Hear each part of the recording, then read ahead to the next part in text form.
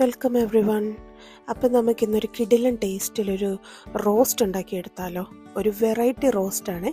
നമ്മുടെ സോസേജ് പോർക്കിൻ്റെ സോസേജാണിത്. നമുക്ക് എല്ലാ കടകളിലും മേടിക്കാൻ കിട്ടും. അപ്പം ഇതൊന്ന് എടുത്തേച്ച് നമുക്കൊന്ന് ചെറിയ ക്യൂബ്സായിട്ട് കട്ട് ചെയ്തെടുക്കണം. ചെറിയ ക്യൂബ്സായിട്ട് കട്ട് ചെയ്ത ശേഷം നമ്മൾ കുറച്ച് വെള്ളം എടുത്ത് അതിനകത്ത് കുറച്ച് മഞ്ഞൾപ്പൊടി, ഒരു 1/4 ടീസ്പൂൺ മഞ്ഞൾപ്പൊടിയും പിന്നെ കുറച്ച് ഉപ്പും പിന്നെ അതിന് ശേഷം നമുക്ക് കുറച്ച് കുരുമുളക് പൊടിയും കൂടെ ഇട്ട് കൊടുക്കാമേ.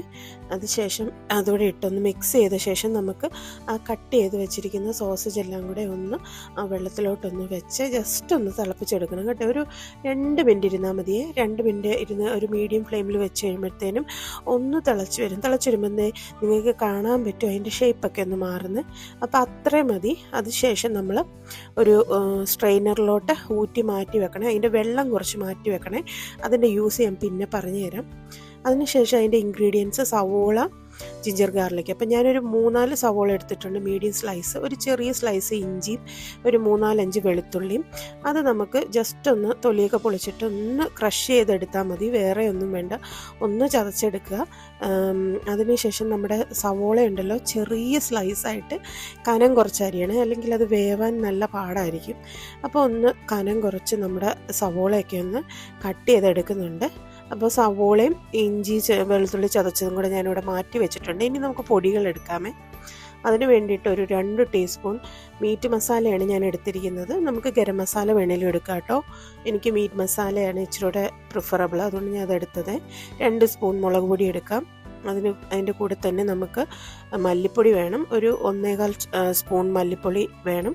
ഞാൻ ഒരു 1.25 സ്പൂൺ മല്ലിപ്പൊടി എടുത്തിട്ടുണ്ട്. അതിൻ്റെ കൂടെ ഒരു 1/2 ടീസ്പൂൺ നമുക്ക് മഞ്ഞൾപ്പൊടിയും കൂടെ വേണം കേട്ടോ. നമ്മൾ ഓൾറെഡി മഞ്ഞൾപ്പൊടി ഇട്ട് തിളപ്പിച്ചാണ്. എന്നാലും ഒരു ചെറിയ ഒരു 1/2 സ്പൂണോ അല്ലെങ്കിൽ ഒരു 1/4 സ്പൂൺ ആയാലും കുഴപ്പമില്ല.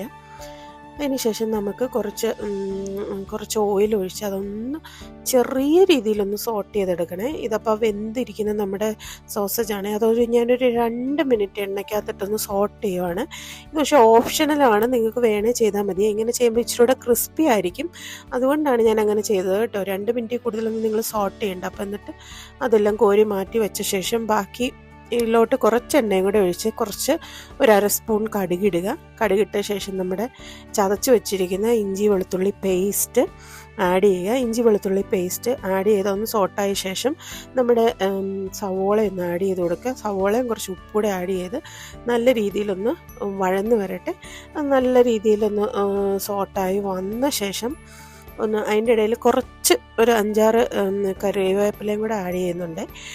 ഇതെല്ലാം നല്ല രീതിയിൽ പിങ്ക് കളറായാൽ മതി. ഒന്ന് സോട്ടുമായി വന്ന ശേഷം നമ്മുടെ പൊടികളെല്ലാം ഒന്ന് ആഡ് ചെയ്ത് കൊടുക്കുക. അതൊരു ലെസ് ദാൻ 1 മിനിറ്റ് ഒന്ന് വഴറ്റിയെടുത്ത ശേഷം, ഞാൻ ആദ്യം പറഞ്ഞില്ലേ കുറച്ച് അതിൻ്റെ വെള്ളം സ്ട്രെയിൻ ചെയ്ത് കളഞ്ഞ് വെള്ളം കുറച്ച് മാറ്റി വെക്കണമെന്ന്. അപ്പോൾ ആ വെള്ളമാണ് ഈ ഒഴിച്ചു കൊടുക്കുന്നത്. അതാകുമ്പോൾ ഇച്ചിരിയും കൂടെ അതിൻ്റെ ആ ഒരു ഫ്ലേവറൊക്കെ കൂടെ പിടിക്കാനും പിന്നെ നമ്മുടെ മസാല ഒന്ന് എളുപ്പം വഴണ്ട് വരാൻ വേണ്ടിയിട്ടാണ്.